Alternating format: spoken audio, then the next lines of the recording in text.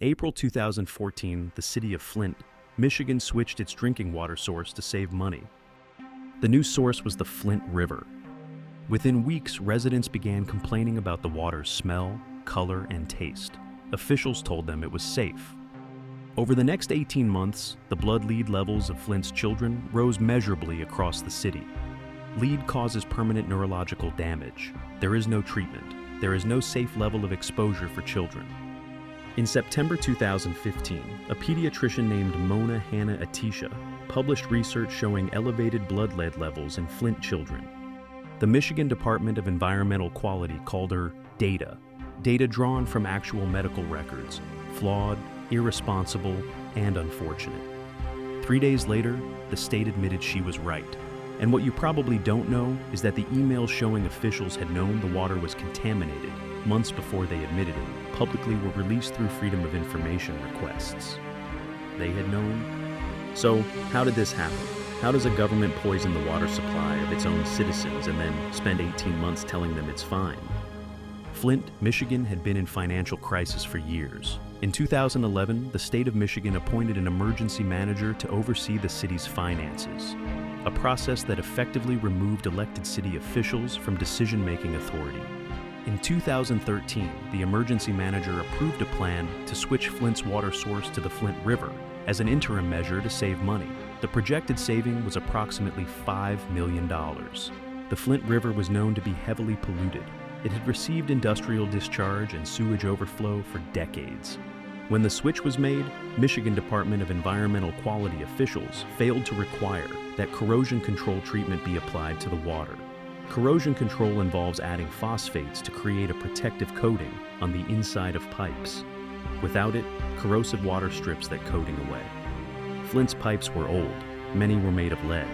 Without corrosion control, the Flint River water began leaching lead directly from the city's own pipe infrastructure into the drinking water of 100,000 residents. Now here's the timeline that the emails revealed, and I want you to pay attention to what officials knew at each stage and what they chose to do about it.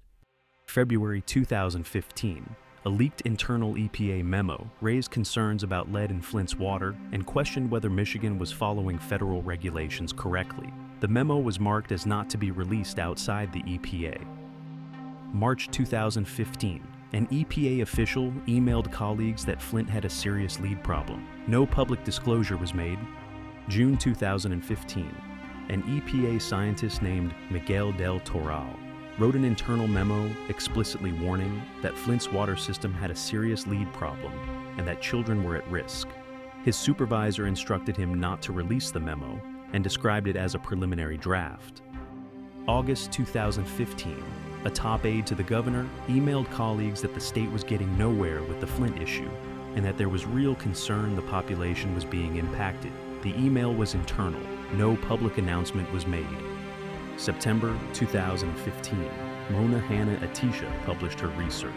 The state publicly disputed her findings. October 2015, the state acknowledged the crisis and switched Flint back to Detroit water.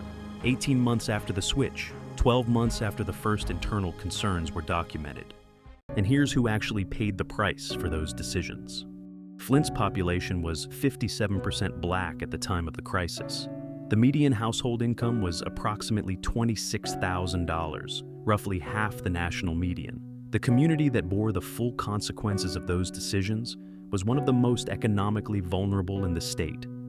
Research estimated that approximately 9,000 children under 6 were exposed to elevated lead levels during the crisis. The neurological effects of lead exposure are permanent. The children exposed in Flint in 2014 and 2015 will carry those effects for the rest of their lives. They won't be identifiable as a group in standard data sets. Their outcomes will be recorded as individual cases of learning difficult, behavioral problems, and reduced academic attainment. The cost to fix Flint's pipes was eventually estimated at $400 million. The decision that triggered the crisis was made to save $5 million.